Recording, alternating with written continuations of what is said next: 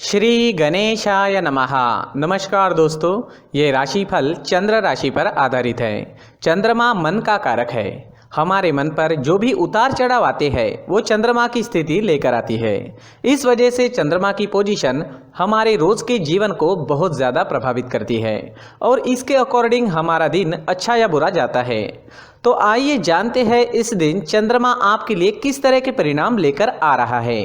दोस्तों, ये दिन आपको मिले जुले फल प्रतिपादित करेगा। ये दिन बुरा तो बिल्कुल भी नहीं रहेगा, लेकिन बहुत ज़्यादा अच्छा भी नहीं कहा जा सकता।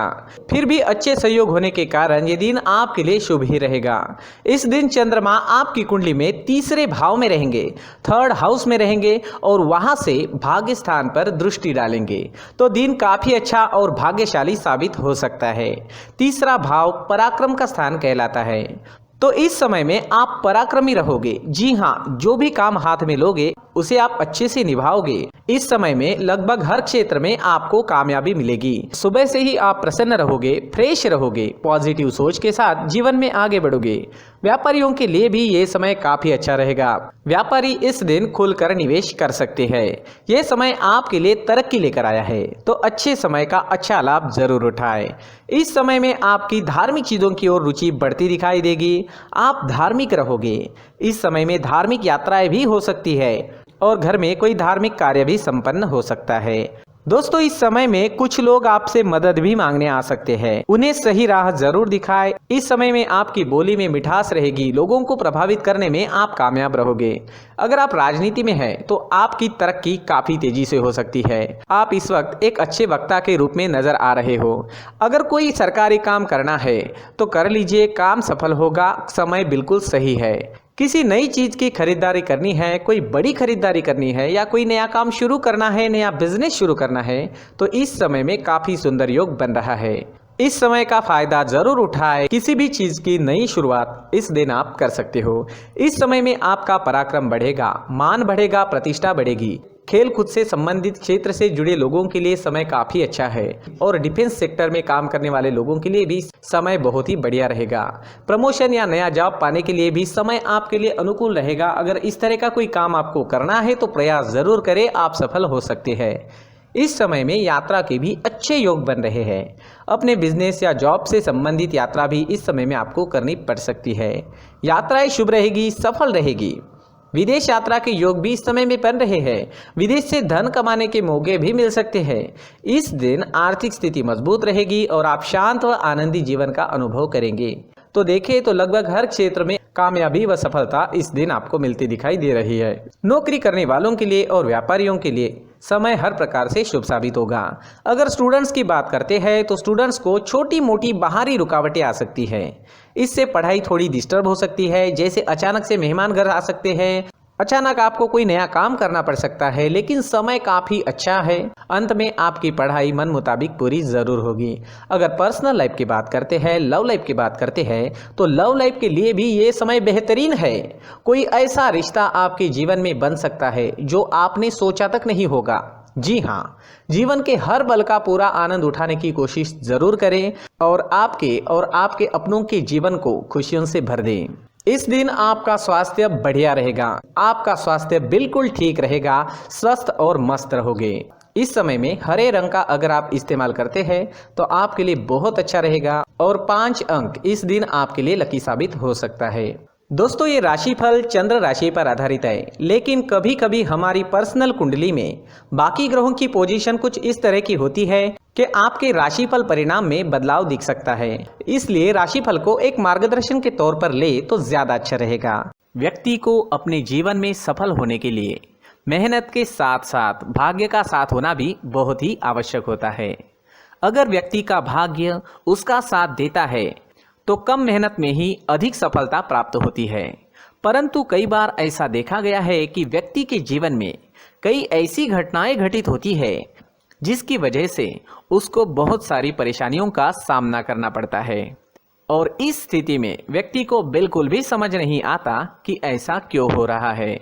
दरअसल आपके घर में ही कुछ ऐसी चीजें होती है जो हमारे भाग्य को प्रभावित करती है, हमारे जीवन को प्रभावित करती है। और उन चीज़ों के आसपास होते हुए भी हमें वो चीज़ें नज़र नहीं आती। वह चीज़ें हमारे चारों तरफ एक अजीब सा घेरा बनाकर रखती है, परंतु हम उसको नहीं देख पाते। इन चीज़ों से हमारे घर में और हमारे जीवन में नकारात्मकता फैलती है, जिसकी वजह से हमें भारी नुकसान उठाना पड़ता है। हम पूरी तरह से कंगाल हो सकते हैं। दोस्तों, काफ़ी लोगों को इस तरह की आदत होती है, कहीं से भी बाहर से आते हैं, कहीं भी जूते चप्पल फेंक देते हैं, कहीं पर भी उतार देते हैं। कुछ लोग तो घर के एंट्री के मेन डोर के सामने ही जूते या चप्पल डायरेक्टली उतार देते हैं।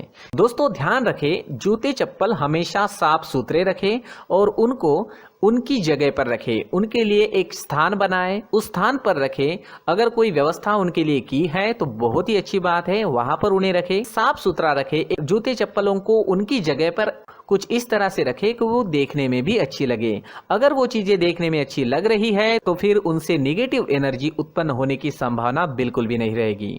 तो दोस्तों, इस बात का ध्यान जरूर रखें। साथ ही दोस्तों, एक और बात है जिस पर आपको ध्यान देना बहुत जरूरी होता है।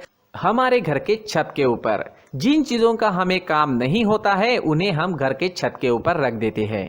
ऐसा करते करते देखेंगे तो घर के छत के ऊपर कबाड़ जमा दिखता है। जी हाँ, जो चीजें हमें लगता है आगे जाके हमारे काम में आ सकती है, वो हम घर के ऊपर रख देते हैं। लेकिन वो चीजें तो काम में नहीं आती, हमारे जीवन पर वो चीजें बहुत ही गहरा नेगेटिव इफेक्ट डालती है, क्योंकि ये चीजें हमें कहीं ना कहीं हमारे जीवन में पीछे रखेगी।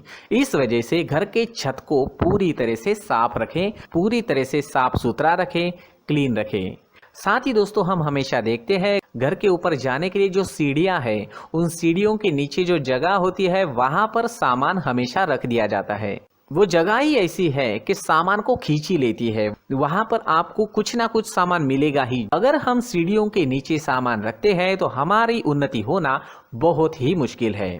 जी हाँ, सीढ़ियों के नीचे कूड़ा कचरा कबाड़ अगर हम जमा करके रखते हैं, कोई भी सामान रख देते हैं, तो उस वजह से माँ लक्ष्मी हम पर प्रसन्न नहीं होती। माँ लक्ष्मी हमारे घर में आने की संभावना बहुत ज़्यादा कम हो जाती है। तो दोस्तों, इन चीज़ों पर ध्यान रखें। हमारे घर की जो सीढ़ियाँ होती है उनके नीचे की जगह हमेशा साफ सुथरी रखें, क्लीन रखें।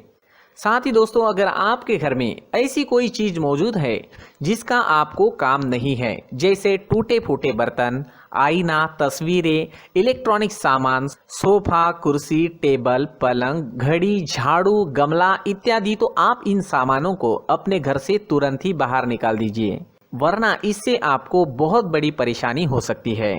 आपको ये चीजें कंगाल बना सकती है। तो घर में ऐसी चीजों का मौजूद होना शुभ नहीं माना गया है। इससे धन की देवी माता लक्ष्मी जी का प्रवेश घर में नहीं होता है।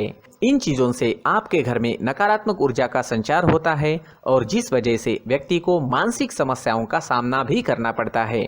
व्यक्ति के मन में चिड़चिड़ाहट होती है और छोटी छोटी बातों पर गुस्सा आने लगता है।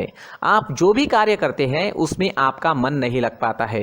इस व्यक्ति का जीवन घर में मौजूद इन चीजों की वजह से अंधकार में डूबने लगता है। इसलिए आपको घर में बिना काम की चीजें, कूड़ा कचरा नहीं रखना है। दोस्तों, एक और खास बात है, हमारे घर में मकड़ी का अगर जाला है तो वो बिल्कुल भी शुभ नहीं है। जी हाँ, वो अशुभ माना जाता है।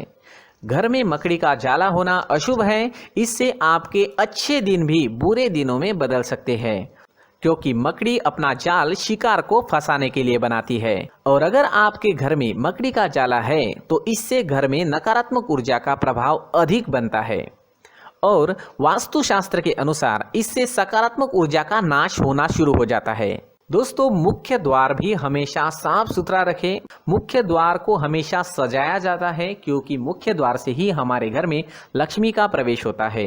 तो मुख्य द्वार को साफ सुथरा रखें और सजा कर रखें तो बहुत अच्छा रहेगा। इसी के साथ और कुछ चीजें हैं, जैसे टूटी फूटी जो भगवान की मूर्तियां होती है वो हमारे घर में नहीं रखनी चाहिए।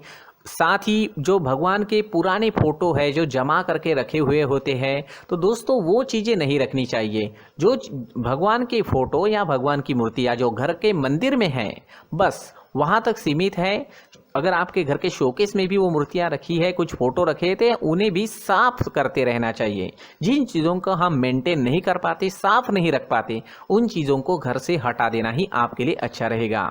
साथ ही दोस्तों, कुछ तस्वीरें हैं, जैसे डूबते नाव की तस्वीर, या फिर झगड़े की तस्वीर या फिर कुछ ऐसी तस्वीरें होती है जो देखते ही हमें समझ में आ जाता है कि ये तस्वीर निगेटिविटी दर्शा रही है। इस तरह की तस्वीर भी आपको आपके घर में नहीं रखनी है। जी हाँ, इस तरह की तस्वीर लगाने से भी हमारे जीवन में उसी तरह की घटनाएं घटित होना शुरू हो जाता है। हर एक चीज़ हमारे घर की हम पर प्रभाव डाल रही है, तो इन चीज़ों को ध्यान में आपको रखना होगा। तो दोस्तों, कुछ ऐसे छोटे मोटे बदलाव करके हम हमारे जीवन में खुशियाँ ला सकते हैं, तरक्की ला सकते हैं, धन ला सकते हैं, माँ लक्ष्मी जी का प्रवेश हमारे घर में हो सकता है। तो इन चीज़ों को ज़रूर आजमाएं। इस तरह के बदलाव आप आपके घर में ज़रूर करें। धन्यवाद।